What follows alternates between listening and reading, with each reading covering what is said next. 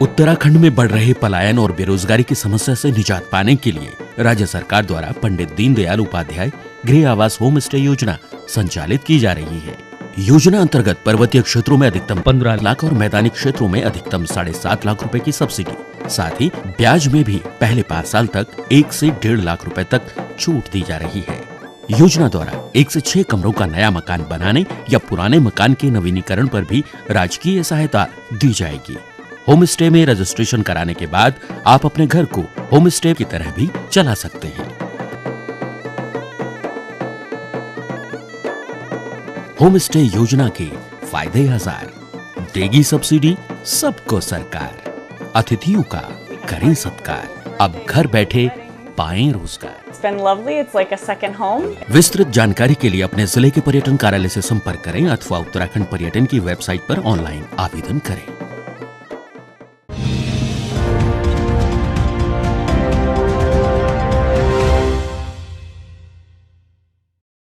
नमस्कार, देवभूमि समाचारों में आपका स्वागत है। मैं हूं आपके साथ सबिया। आगे आप में साथ देखेंगे उत्तराखंड से जुड़ी तमाम छोटी बड़ी खबरें विस्तार से, लेकिन सबसे पहले नजर हेडलाइंस पर। कोटद्वार मेडिकल कॉलेज के लिए 25 करोड़ रुपए का शासनादेश जारी। एक जिले में 2 मेडिकल कॉलेज को लेकर गरमाई राजनीति, कांग्रेस ने भी उठाई थी मांग। कल कुमाऊं दौरे पर रहेंगे प्रधानमंत्री नरेंद्र मोदी। हल्द्वानी में हजारों करोड़ की परियोजनाओं का करेंगे लोकार्पण और शिलान्यास। बीजेपी कार्यकर्ताओं में जबरदस्त उत्साह। उत्तराखंड में फिर कोरोना के मामलों में उछाल। बीते रोज सामने आए 44 नए मामले। देहरादून में 25 लोग संक्रमित। नए साल के जश्न पर पड़ेगा असर। और कुमाऊं से कांग्रेस ने उत्तराखंडियत अभियान की शुरुआत, कर दिया संदेश। प्रदेश की संस्कृति बचाने के लिए प्रदेश भर में चलेगा अभियान, जनता को करेंगे जागरूक। प्रधानमंत्री नरेंद्र मोदी कल यानी कि 30 दिसंबर को उत्तराखंड के 1 दिवसीय दौरे पर रहेंगे। पीएम मोदी हल्द्वानी में जनसभा को संबोधित करेंगे। यहां पर प्रदेश की जनता को वो हजारों करोड़ की परियोजनाओं का लोकार्पण और शिलान्यास कर बड़ी सौगात देंगे। बीते रोज मुख्यमंत्री पुष्कर सिंह धामी ने भी हल्द्वानी दौरे के दौरान प्रधानमंत्री मोदी की रैली स्थल की तैयारियों का जायजा लिया और अधिकारियों को जरूरी निर्देश भी दिए। वहीं बीजेपी कार्यकर्ताओं में प्रधानमंत्री के उत्साह को लेकर जो है वो काफी उत्साह नजर आ रहा है। घर घर जाकर लोगों को पीएम मोदी की रैली में शामिल होने का आमंत्रण दे रहे हैं। और इसी मुद्दे पर ज्यादा जानकारी के लिए हमारे साथ फोन लाइन पर जुड़ चुके हैं हमारे हल्द्वानी से संवाददाता योगेश, पहला मेरा सवाल यही कि कल प्रधानमंत्री उत्तराखंड दौरे पर आ रहे हैं कुमाऊं में, क्या कुछ उनके दौरे की तैयारियां इस वक्त चल रही हैं? देखिए सभी, जिस तरह से कल प्रधानमंत्री नरेंद्र मोदी का नैनीताल जिले में पहला दौरा हल्द्वानी में होने जा रहा है, जिसको लेकर पुलिस प्रशासन सभी ने अपनी तैयारियां पूरी कर ली है। चप्पे चप्पे पर सुरक्षा व्यवस्था के इंतजाम किए गए हैं। जो मंच है उसको पूरा एसपीजी ने अपने अंडर ले लिया है। इसके अलावा सभी तरह की व्यवस्थाएं की जा रही है, साफ सफाई व्यवस्था की जा रही।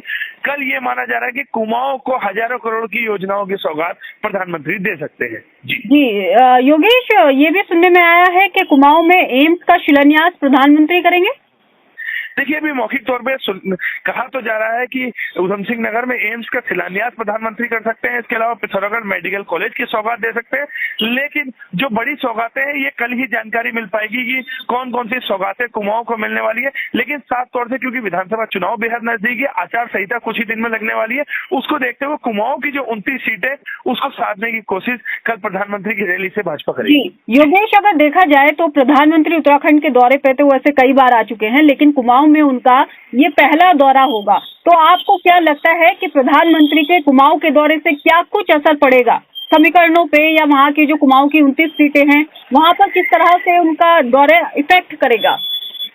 देखिए, साफ तौर से जिस तरह से युवा नेतृत्व का नाम तो भाजपा ने उत्तराखंड में दिया है धामी के रूप में, लेकिन हर जगह जो है वो चेहरा मोदी को ही बनाया गया है। इसलिए कहीं ना कहीं कुमाऊं की जो 29 सीटें हैं, कहीं कुछ भाजपा को इसमें सीटें कमजोर नजर आ रही है, जिसको देखते हुए यहाँ प्रधानमंत्री का अभी दौरा लगाया गया है।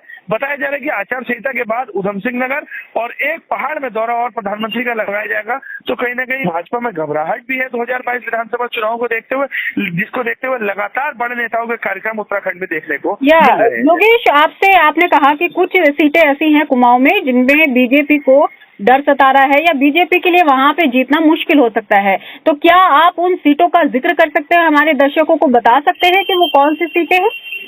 देखिए, साफ तौर से तराई की कई ऐसी सीटें हैं जहां भाजपा का गणित इस बार बिगड़ सकता है। इसके अलावा पहाड़ की सीटें हैं, जैसे पिथौरागढ़ हो गई, अल्मोड़ा हो गई, इन सीटों को भाजपा को नुकसान होने की संभावनाएं भी जताई जा रही है, जिसको देखते हुए इन सभी सीटों पर कहीं ना कहीं भाजपा अपनी नजर गड़ाए हुए है और बेहद मजबूतियां लगातार कोई ना कोई कार्यक्रम भाजपा के द्वारा किए जा रहे हैं। विजय संकल्प यात्रा लगातार कुमाऊं से इसकी शुरुआत की गई है, बागेश्वर से इसकी शुरुआत की गई है, कल ये हल्द्वानी पहुंची थी और अब 2 दिन प्रधानमंत्री की मोदी की रैली के चक्कर में ब्रेक के बाद फिर ये 31 तारीख से फिर जन संकल्प यात्रा, विजय संकल्प यात्रा भाजपा की शुरू होगी। तो कहीं ना कहीं पूरा फोकस इस टाइम विधानसभा चुनाव में भाजपा का है। हल्द्वानी में बीते रोज भाजपा की विजय संकल्प यात्रा हुई, लेकिन इस यात्रा का हल्द्वानी में कोई असर नहीं दिखा। कार्यस्थल में अधिकतर कुर्सियां खाली नजर आई।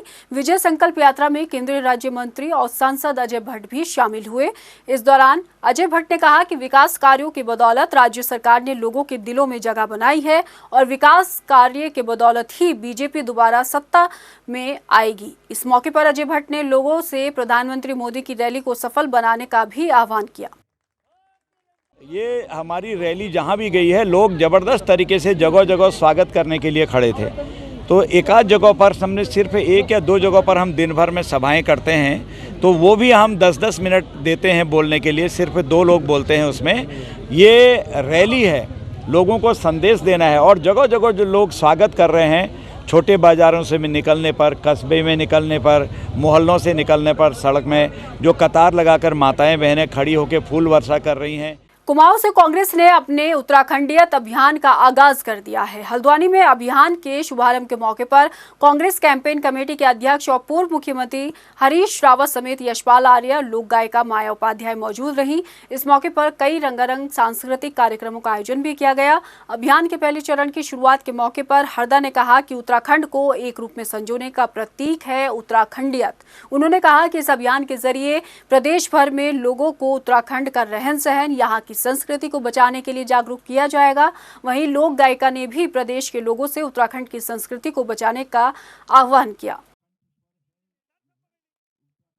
ये एक शुभारंभ है, इसको हम एक अभियान के रूप में उत्तराखंड के एक नव अभियान के रूप में, ताकि उत्तराखंडियत जिसके लिए ये राज्य बनाया गया, जिसके चारों तरफ ये सारी उस समय के नारे, उस समय का बलिदान सब कुछ लिखता हुआ है, वो आगे आ सके, उसके वो अभियान की शुरुआत की है। को एक नई पहचान देने की दिशा में कदम बढ़ाए हैं। उसकी मिसाल को माया जी ने अपने हाथों में लिया है। पूरे उत्तराखंड में ही नहीं, पूरे देश और पूरी दुनिया में प्रज्वलित होगी, ऐसा मेरा विश्वास है।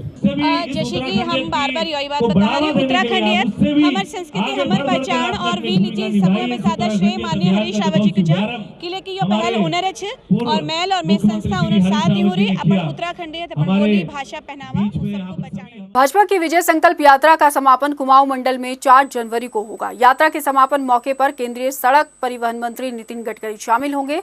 वहीं गढ़वाल मंडल में 6 जनवरी को रक्षा मंत्री राजनाथ सिंह विजय संकल्प यात्रा का समापन करेंगे। प्रदेश भर में यात्रा को मिले रिस्पांस को लेकर बीजेपी ने 2022 के विधानसभा चुनाव में पार्टी के दोबारा सत्ता में आने का दावा किया। अभी तक का जो फीडबैक्स हमारे विजय संकल्प रैली के हमको मिल रहे हैं, वो बहुत अधिक उत्साहित हैं। जनता में हजारों की संख्या में हर जगह स्वागत यात्रा का हो रहा है, सुनने के लिए भीड़ उमड़ रही है और साथ ही साथ विशेष करके पर्वतीय क्षेत्रों में बहुत बड़ा एक उल्लास और उत्साह जनता के अंदर है। तो यानी जनता चाह रही है कि भाई हमारी सरकार जो है भारतीय जनता पार्टी की मोदी जी के नेतृत्व में दोबारा बननी चाहिए। कांग्रेस के 137वें स्थापना दिवस के मौके पर कल देहरादून स्थित प्रदेश कार्यालय में कार्यक्रम आयोजित किया गया। इस मौके पर प्रदेश अध्यक्ष गणेश गोदियाल ने ध्वजारोहण किया। तमाम कांग्रेसी इस मौके पर मौजूद रहे। गणेश गोदियाल ने कहा कि देश की आजादी में कांग्रेस का एक बड़ा अहम योगदान रहा है। कांग्रेस के 137वें स्थापना दिवस के शुभ अवसर पर मैं सभी कांग्रेस जनों को, पूरे प्रदेश को और राष्ट्र को अपनी ओर से हार्दिक शुभकामनाएं देता हूं, बधाई देता हूं।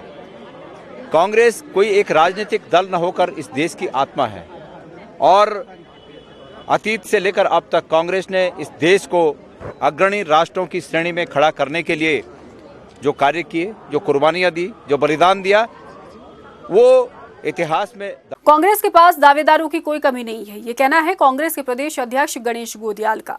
गणेश गोदियाल ने कहा कि पार्टी जल्द ही उम्मीदवारों के नाम फाइनल कर देगी। आपको बता दें कि उम्मीदवारों के चयन को लेकर देहरादून में प्रदेश चुनाव समिति की बैठक में मंथन किया गया। केंद्रीय रक्षा मंत्री राजनाथ सिंह ने 4 राज्यों और 2 केंद्र शासित प्रदेशों में बीआरओ की तरफ से निर्मित 24 पुल और 3 सड़कों का वर्चुअली लोकार्पण किया।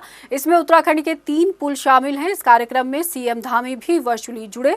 रक्षा मंत्री ने कहा कि बीआरओ की सड़कें, टनल और पुलों की वजह से अब समय की बचत होगी। वहीं मुख्यमंत्री पुष्कर सिंह धामी ने कहा कि उत्तराखंड और यहाँ के सीमावर्ती क्षेत्रों में रहने वाले लोगों को इसका फायदा मिलेगा। हमेशा सुर्खियों में रहने वाले बीजेपी विधायक देशराज कड़वाल एक बार फिर सुर्खियां बटोर रहे हैं, लेकिन इस बार वो चर्चा किसी कारनामे को लेकर नहीं, बल्कि टिकट दावेदारी का राग अलाप रहे दावेदारों को लेकर छा गए हैं।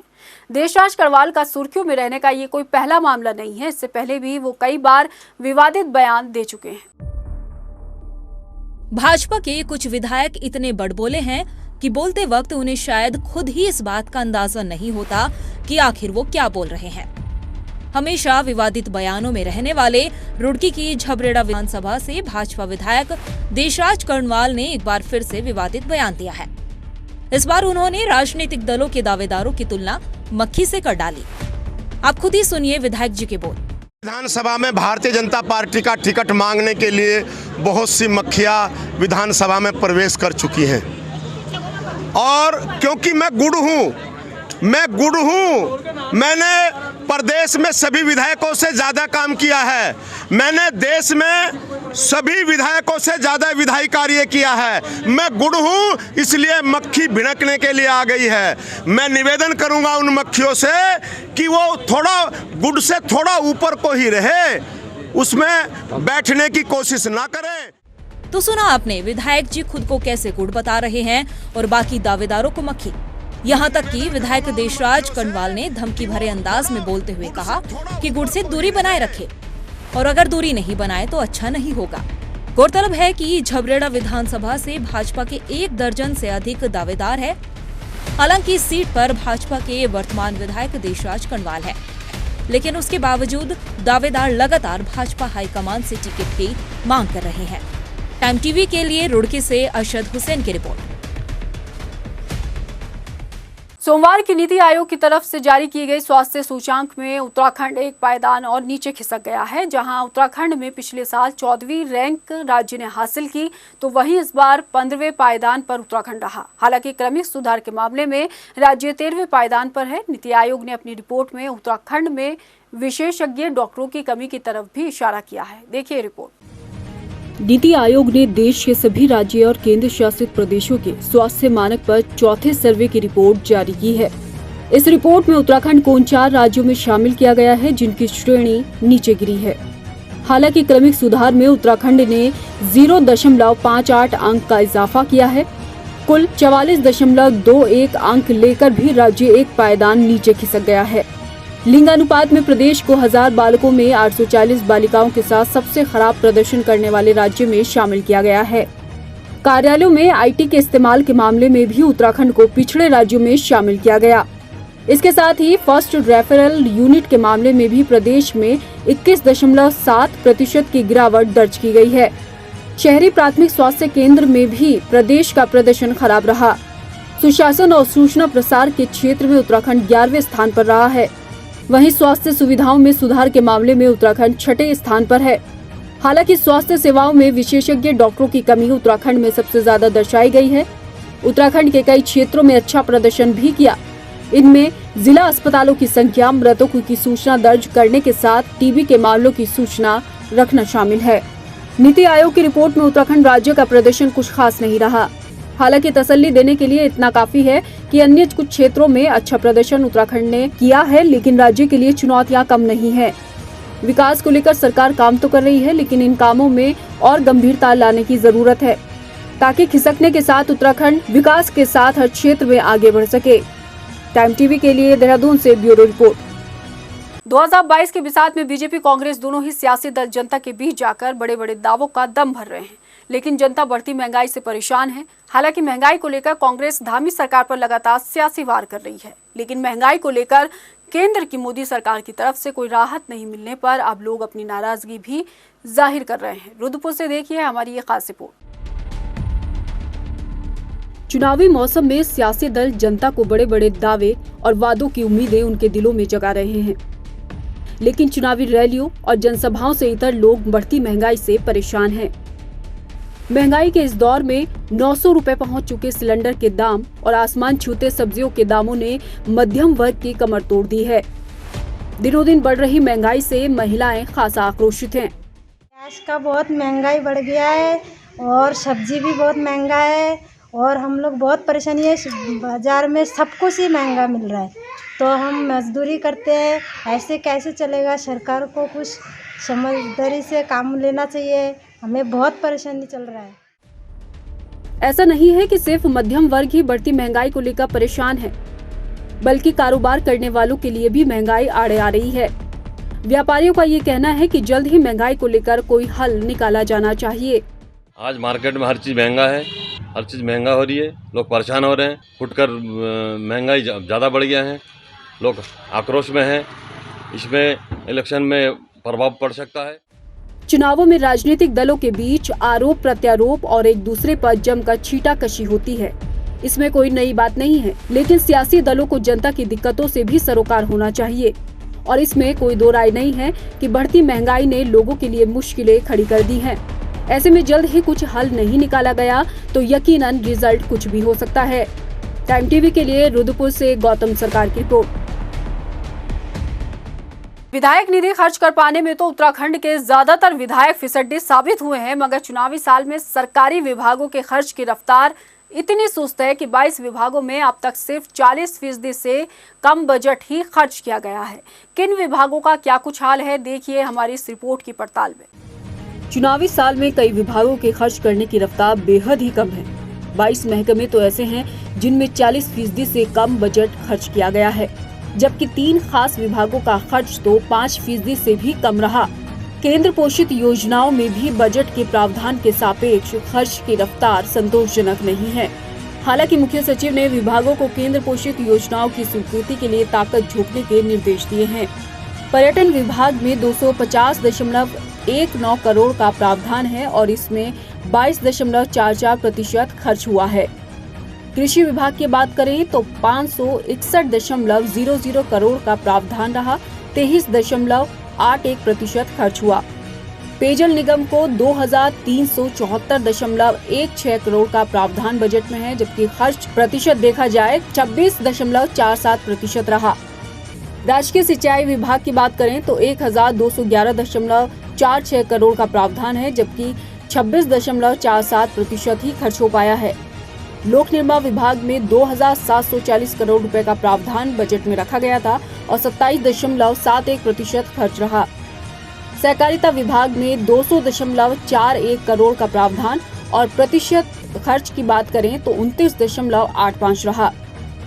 शहरी विकास विभाग में 110.02 करोड़ रुपए का प्रावधान रहा और 32.46% खर्च रहा। महिला सशक्तिकरण एवं बाल विकास विभाग की बात करें तो 1209.87 करोड़ का प्रावधान है और खर्च का प्रतिशत रहा 32.06। डेयरी विकास विभाग को 89.89 करोड़ रुपए का प्रावधान है और इसमें 34.51% खर्च हुआ। पंचायती राज विभाग की बात करें तो 125.53 करोड़ रुपए बजट का प्रावधान रहा और 35.76% खर्च हुआ। उद्यान एवं रेशम विभाग की बात की जाए तो 457.58 करोड़ रुपए के बजट का प्रावधान रहा, जबकि 36.95% खर्च रहा। आपदा प्रबंधन विभाग की बात करें तो 1578.98 करोड़ रुपए बजट प्रावधान रहा और यहाँ पर 37.37% खर्च हुआ।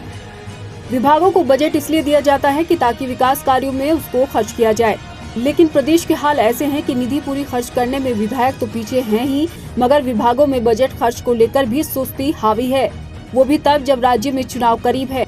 ऐसे में आनन फानन में विभागों का ये बजट कब और कैसे पूरा होगा, यकीनन सोया सिस्टम कोई न कोई रास्ता जरूर तलाश लेगा। टाइम टीवी के लिए ब्यूरो रिपोर्ट, देहरादून।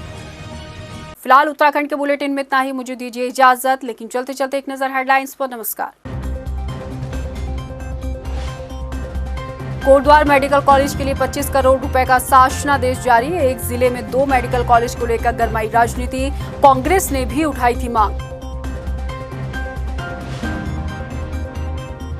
कल कुमाऊं दौरे पर रहेंगे प्रधानमंत्री नरेंद्र मोदी। हल्द्वानी में हजारों करोड़ की परियोजनाओं का करेंगे लोकार्पण और शिलान्यास। बीजेपी कार्यकर्ताओं में जबरदस्त उत्साह। उत्तराखंड में फिर कोरोना के मामलों में उछाल। बीते रोज सामने आए 44 नए मामले। देहरादून में 25 लोग संक्रमित। नए साल के जश्न पर पड़ेगा असर। और कुमाऊं से कांग्रेस ने उत्तराखंडियत अभियान की शुरुआत, कर दिया संदेश। प्रदेश की संस्कृति बचाने के लिए प्रदेश भर में चलेगा अभियान, जनता को करेंगे जागरूक।